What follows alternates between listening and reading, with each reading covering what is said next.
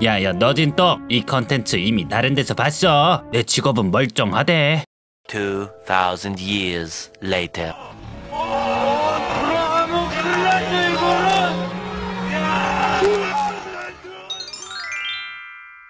구글에 잠깐만 검색해도 무수히 쏟아지는 얘기들. 10년 뒤 사라질 직업 탑10. 무슨 직업이 사라질까?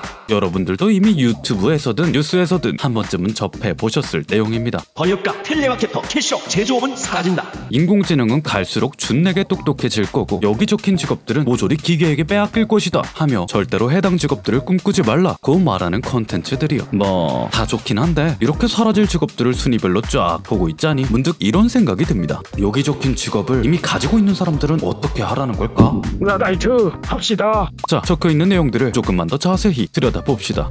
옥스퍼드대 경제학 교수들은 20년 안에 사라질 가능성이 낮은 직업으로 심리학자, 교사, 사회복지사, 의사 등을 꼽았다고 합니다. 그리고 저명한 미래학자 토마스 프레인 10년 안에 사라질 가능성이 높은 직업으로 심리학자, 교사, 사회복지사, 의사 등을 꼽았죠.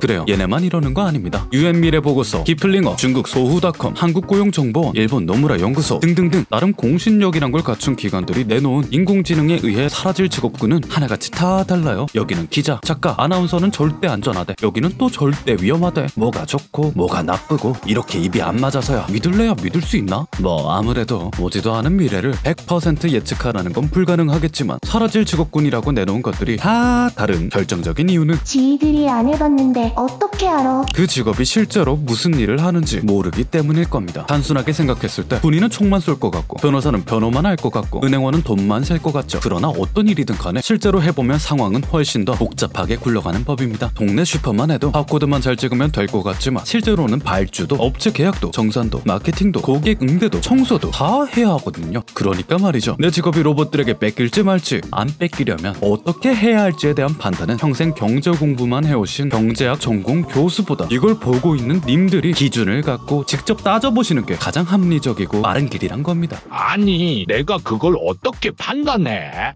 그건 걱정 마십시오. 그 기준이란 거 제가 알려드릴 테니까. 바둑의 수는 우주에 존재하는 원자수보다 많다. 2016년 수많은 바둑 전문가들의 의견을 뒤로 바둑의 신 이세돌 9단이 알파고에게 4대1로 지는 대사건이 일어났더랬죠. 망치로 알파고 대가리 깨면 되는데. 그건 이세돌도 마찬가지 아니? 바둑만 그런가요? 의료, 교육, 심리, 공업 등 기계가 절대 넘볼 수 없을 거라 생각했던 수많은 분야에서 우리 인간들을 말 그대로 발라버리고 있습니다. 인간은 결국은 아무것도 그냥 안 하는 그런 존재가 돼가지고. 그런데 말입니다. 너무 큰 걱정은 안 하셔도 될 것 같습니다. 저명한 로봇공학자 모라베기 로봇 기술의 한계를 지적하며 인간에게 쉬운 건 컴퓨터에게 어렵고 인간에게 어려운 건 컴퓨터에게 쉽다 라 얘기한 바 있으니까 실제 로봇공학자들 대다수도 이 말에 공감하며 비슷한 대답들을 내놓고 있습니다. AI에 쫄지 마라. 그러니까 현실적으로 머신러닝이니 특이점이니 하며 기계가 준내게 똑똑해진다 한들 최소 20년은 커피 타주는 로봇조차 상용화가 힘들 거란 전망이죠. 사실 커피 타는 일은 우리에겐 너무나 단순한 일이지만 기계에게는 부엌까지 간다. 커피 믹스를 인식하고 치우고 찾는다. 컵을 잡을 등등등 우리들은 신경도 쓰지 않는 수많은 요소들을 로봇은 하나하나 일일이 다 퀘스트라고 받아들이고 정밀히 수행을 해야 하기에 인간이 가볍게 해내는 일들이 로봇에게는 무지막지하게 어렵고 복잡한 일이 된다는 겁니다. 앞서 보신 바와 같이 인간이 잘하는 것과 로봇이 잘하는 것은 확연하게 구분이 되어 있습니다. 우리들은 이런 점을 노려 로봇이 못하는 일들을 골라서 해야 할 겁니다. 부지런하고 정확하고 빠른 기계와 전면으로 맞붙는 건 바보 같은 일일 테니까요. 그러면요, 로봇이 못하는 게 무엇이냐? 로봇이 갖지 못하는 인간의 능력하면 대표적으로 알아요. 창의력이잖아. 에? 아닌데? 자, 창의력이란 단어의 뜻이 뭡니까? 위키백과에 나온 내용을 한마디로 압축하면 새로운 뭔가를 만드는 힘이죠. 그런데 말입니다. 방금 전부터 영상 BGM으로 깔리고 있는 이 노래 누가 만들었는지 아시겠습니까? 이것 말고도 이것도 그래요? 뭐긴 뭐야? 이거 다 AI가 만들었다니까? 노래만 그런가요? 인간이 그렸는지 구분하기 힘들 정도로 뛰어난 미술 작품들을 그려내질 않나? SF 문학 공모전에 소설을 써서 1차 합격을 따내질 않나? 심지어 해당 공모전의 심사위원들이 인공지능이 썼다는 사실을 전혀 눈치채지 못했다는 후기까지 있다니. 아니, 대체 뭘 못한다는 거야? 기계가 못하는 일들은 생각보다 단순합니다. 앞서 말한 커피 타는 일처럼 일이 구조화되지 않거나 복잡하거나 예측 불허의 돌발 상황이 많아 매뉴얼화하기에는 힘든 일들이 바로 기계가 못하는 일들이죠. 다른 말로는 직관적 능력, 감이 필요한 일들이요. 기계들은 규칙이 딱 정해져 있고 어떤 틀 안에서 반복적인 작업을 하는 일이라면 단순 노동뿐만 아니라 전문 지식으로 해내는 지식 노동까지 쉽게 해낼 수 있지만 예상치 못한 위기 상황에서 빠르고 다양한 판단을 내려야 하는 소방관이나 목소리 톤, 눈빛, 불완전한 문장으로 상대를 파악하고 커뮤니케이션하는 직종들은 AI로 대체하기가 힘들 겁니다. 저번 영상에도 설명드렸다시피 한 번에 2만 번이 넘는 인지 과정으로 이론적으로 설명하기 힘든 영역도 대충 판단하고 적당히 결정하는 직관적 능력은 인간이 가진 능력 중에서도 가장 독보적인 능력 중 하나니까요. 그렇군요. 그 다음은요? 없는데요? 네, 기계보다 잘난 게 이것밖에 없다고요? 네. 네. 그게 사실은요, 최신 자료에 따르면 또 시간은 걸리겠지만 이 직감도 인공지능한테 따라잡힐 거라고. 네?